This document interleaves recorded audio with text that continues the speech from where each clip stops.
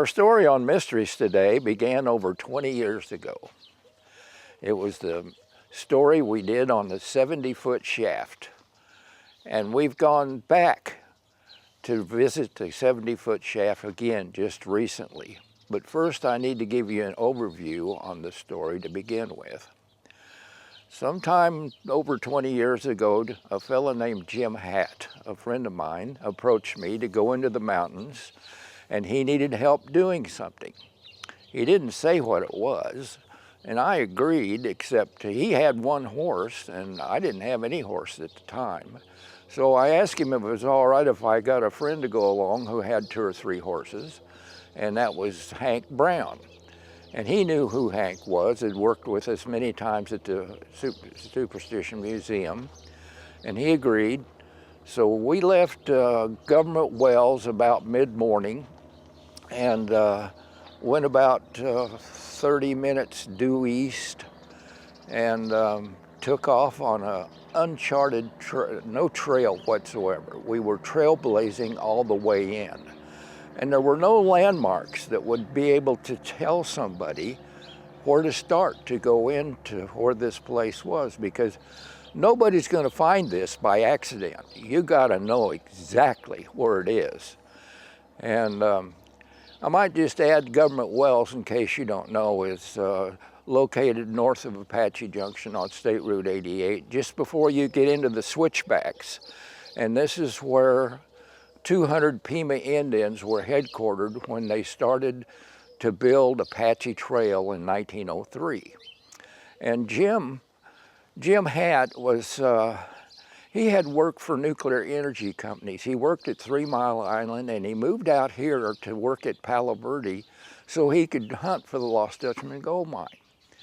And then he quit his job at Palo Verde and found a job out here in Apache Junction at Government Wells as a caretaker, because the land was leased to some people who had a couple of gold mines there, and they had shaker tables and all kinds of equipment at Government Wells to process gold. And he was the caretaker living on the grounds. So as a caretaker at Government Wells, this gave Jim plenty of time to search for the Lost Dutchman mine, because he only really needed to be there at night to be security.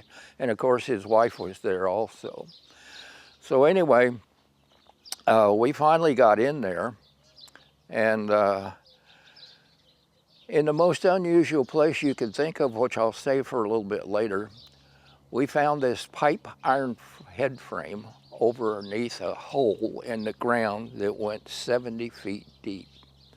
And this was our first trip in, and Jim had taken, just to reconnoiter what we might need, and he took some string along and measured the depth of the hole, and we saw that the boat winch that they were using to lower the cable with barrels on it to get the earth out and stuff like that was very rusted and stuff. So we reconnoitered the area and went back and came at a later date, and we brought a can of WD-40 and stuff like that, and we oiled everything up and got everything working real good, and we lowered Jim down in the bottom of this 70-foot hole. And that was what it was all about. And I always wanted to go back in there with some good photography, because we were on a mission. We weren't there to look for anything. We were there to get Jim down that hole and back out and go home. It's an interesting place. So on the way back, we went a different route than the trailblazing that we went in. And we run across a landmark that would have been easy, that if anybody knew where that landmark was how to tell them how to get to this 70-foot shaft. Well, you know, when I was 81, about 5 years ago, going on 6 years ago, the film crew and I took a trek into the lost mine that we found. And I took a bad spill down the mountain, and I was beat up. So I didn't break any bones, but I blew my knee out, and I was cut up pretty bad. and I had to have Dave help me out of the mountains. I was hanging onto his backpack all the way out. And about a week or so later, I had a stroke. And I made about a 95% recovery on that. Still a little weak in one hand. If I pick something up and don't think about it, I could drop it, you know. But I made a pretty good recovery. And so to go back in, I'm out of the picture. I've made my last trip into the mountains on that particular hike. And so the film crew was going in, but Dave didn't know where this landmark was. And we found a fellow Dutch hunter, hiker, guy that had spent a lot of time in the mountains that knew where this landmark was. And he agreed to guide Dave and the film crew in there. So our guide doesn't want to be on the media. He wants to be anonymous, so we won't mention any names, but he went in alone before, and when he got very close to where he was supposed to be, he lost the GPS signal and he wasn't able to find it. So I took a Google Earth picture and I took it to Photoshop and I drew a route on how to get there. So when they went back in with Dave, they were able to go pretty much directly to it without too much of trouble. But they discovered a lot of things that I hadn't seen on our trips because, like I said, we were on a mission to do something. We weren't exploring. And they done a lot of exploring, and there's some very interesting things we're going to share with you. All right, Dave, I'd have gave anything to be on this trip.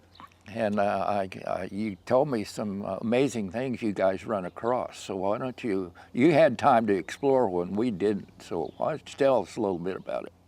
Well, that is true. We were there just only to explore. We weren't crazy enough to go down that hole. Oh my gosh. But I have to tell you, it was beautiful going in there. And there's no trails. It's back in the middle of nowhere. It's beautiful country, and there's all kinds of symbols and signs that you think would be clues for the Dutchman mine.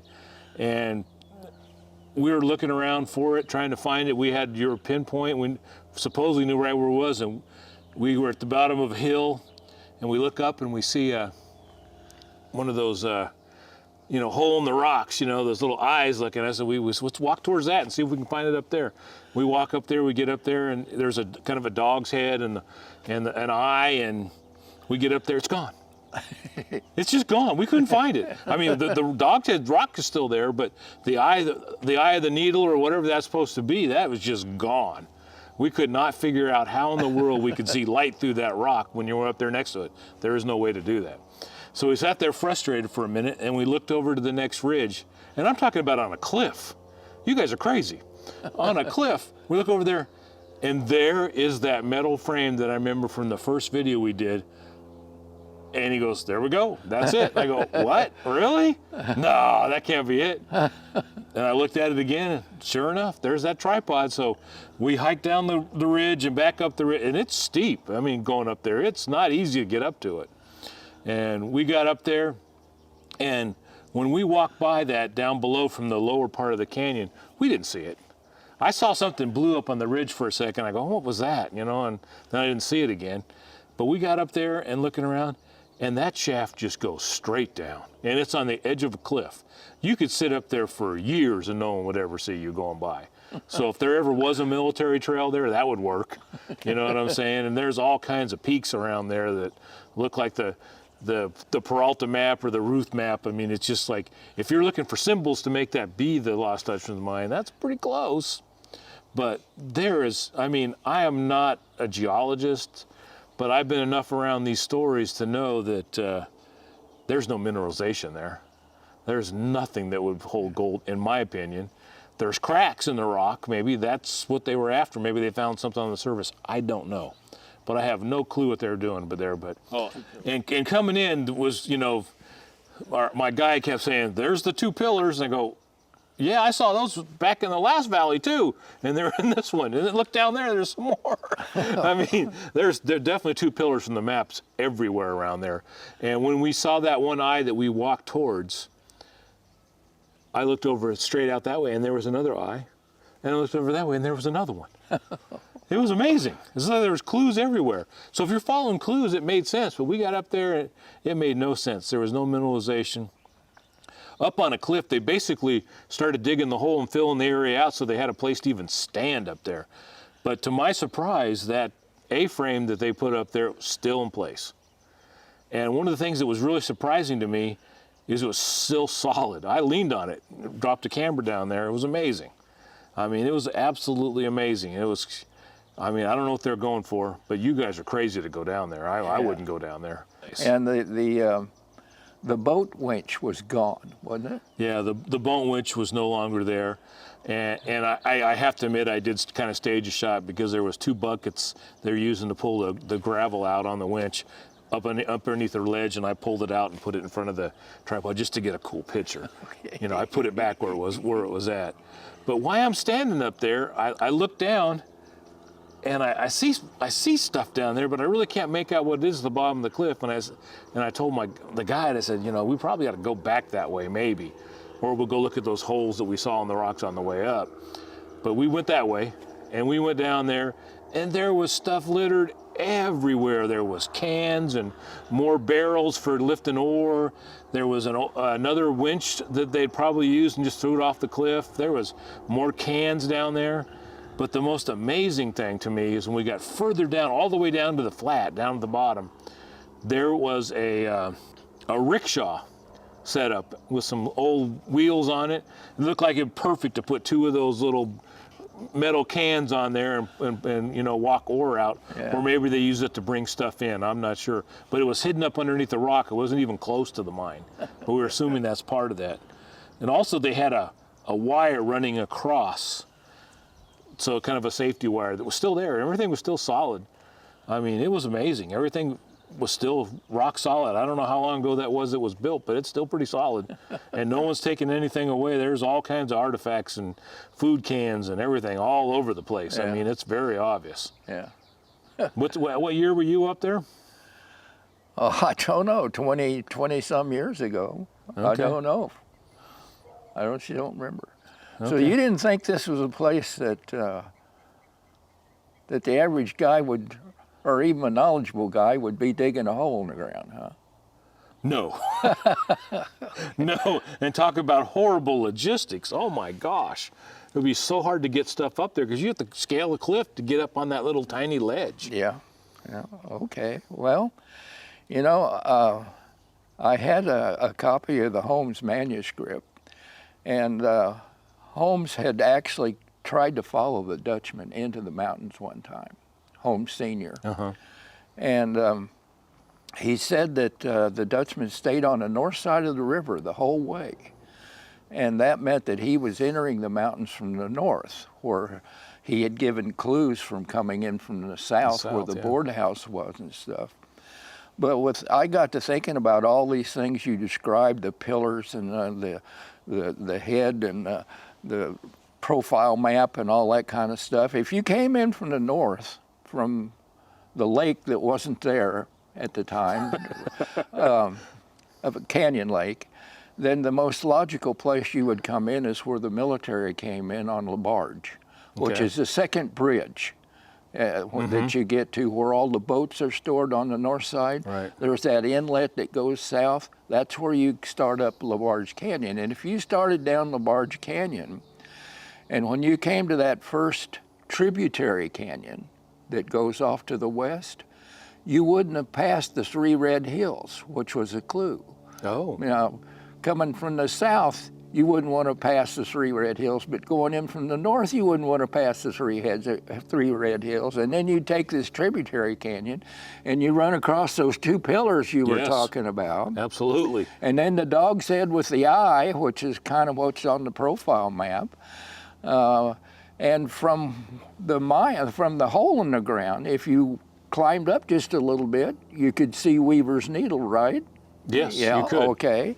So you can understand how these people could misinterpret or interpret the clues from an opposite direction and end up digging a hole where they thought, where no miner would think to look for a mine. That's for sure. And the only other conclusion I came to is they dug that hole 70 foot straight down, but if they'd went to the bottom of the cliff and dug in 10 feet, they'd have been in the same place. That's absolutely true. Absolutely true. Well, folks, that kind of wraps up our story, and that's just another mystery of the Superstition Mountains. Thank you for watching this episode of Mysteries of the Superstition Mountains.